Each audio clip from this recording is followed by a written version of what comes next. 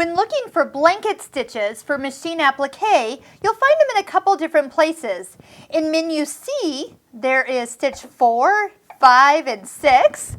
And then I've noticed also in menu D, you can find 3, 4, and 5. My favorite is 5.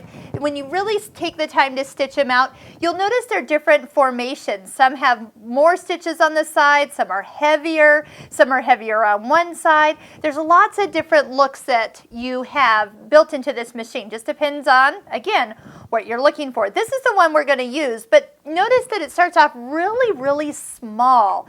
It is too wide and too long. And so usually, depending on the shape that I'm going around, this is my little heart for today, is that I'll usually proportion it to the size. So if I had a really tiny, small little circle, well, yes, those smaller increments would make sense. Notice too, this is actual size. So if you're like, oh yeah, I want it nice and tight and small, that is where you'll probably leave it. But for today, let's just take it up to 3 wide and 3 long. Notice it gives you a nice kind of square here, proportioned numbers, unless you want it longer or shorter in one direction.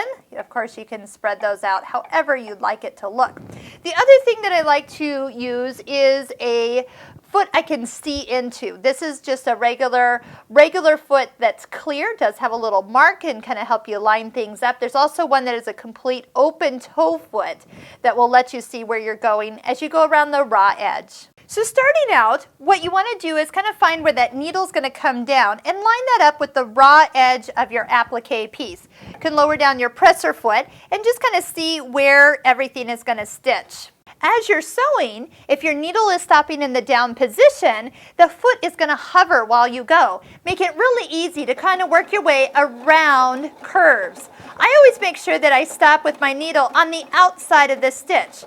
So instead of it being on the inside, that would make it kind of open up and not look right.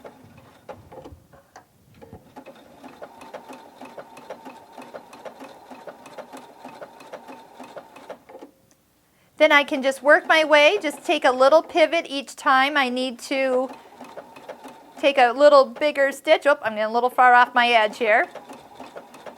That just takes a little bit of practice, knowing where to look and what to watch for, kind of pre-planning for curves and points as you go around your shape. How about, let me just go a little bit further so I can show you how to do this little area down at the tip of the heart.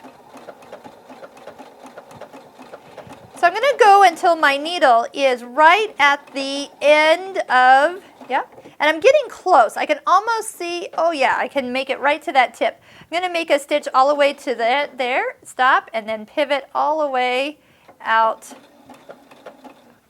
Oh, my angle's a little off here. Uh-oh. Sometimes when I sit for a sewing so cameras can see where I'm going, I'm not always seeing where I'm going. So I got a little crazy there. But you can definitely see as I was approaching the curve, I was doing much, much better. But that's definitely when you're sitting directly in front of your machine, you'll have a better viewpoint than I did. And just plan to work your way around your applique. When you get to the very end here, that's what the fix button will do. Touch the fix button, it'll do those locking stitches and stop for you. That way you can clip the threads right where you need to be and they won't come out at all.